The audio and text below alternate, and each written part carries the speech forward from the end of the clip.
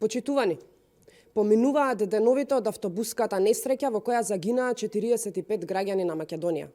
Власта нема одговори, а за понесување одговорност не ни размислуваат. Институциите под раководство на власта, доколку знаеле, овозможиле.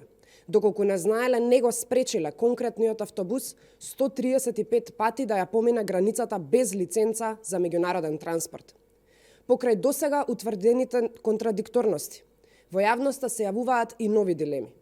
Директорот Руфат Хусеини ги исполнува законските одредби за пензионирање уште од месец март оваа година. Па дали неговото продолжување на функција е со цел да се овозможува незаконски транспорт на фирмите.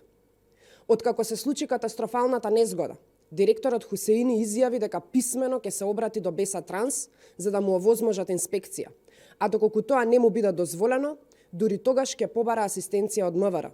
Иако согласно Законот за инспекциски надзор, истото не може да го стори од причина што тој не е инспектор и не смее да врши инспекција. Надлежниот државен инспекторат за транспорт, воден од Руфат Хусеини, поранешен градоначалник на Зајас, дава образложение дека не може да влезе во Беса Транс и тоа го оправдува со изјавата дека немало кој да им отвори. Оваа трагедија го покажа нефункционалниот систем кој владее во Македонија. Оваа трагедија потврди дека во Македонија секоја една институција е раководена со низа пропусти во системот, со сомнежи за злоупотреби, со криминал и корупција. Јавноста заслужува да го добие одговорот на прашањето дали и колку пати досега МВР пријавила преку службени белешки до инспекторатот за недостатоците на автобусите на Беса Транс, а од страна на инспекторатот не било ништо преземено, односно не бил направен вонреден инспекциски надзор на Беса Транс.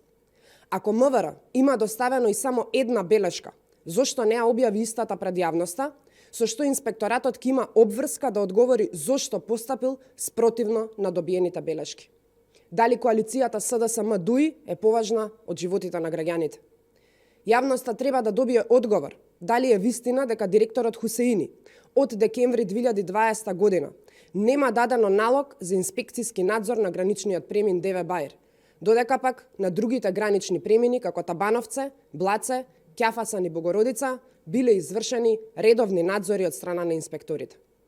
Почитувани граѓани, додека надлежните институции се препелкаат во оправдувањата, граѓаните бараат одговорност.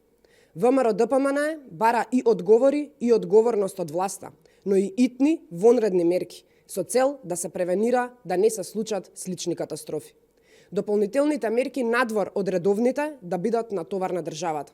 Само така ќе бидеме сигурни дека сме направиле нешто да ги заштитиме граѓаните во јавниот превоз. Неодговорноста на власта ја видовме на дело и во оваа трагедија, и во случајот со Тетовската болница. И за жал, таа чини човечки животи. Но наша должност е да ги спречиме идните несакани катастрофи. Ви благодарам.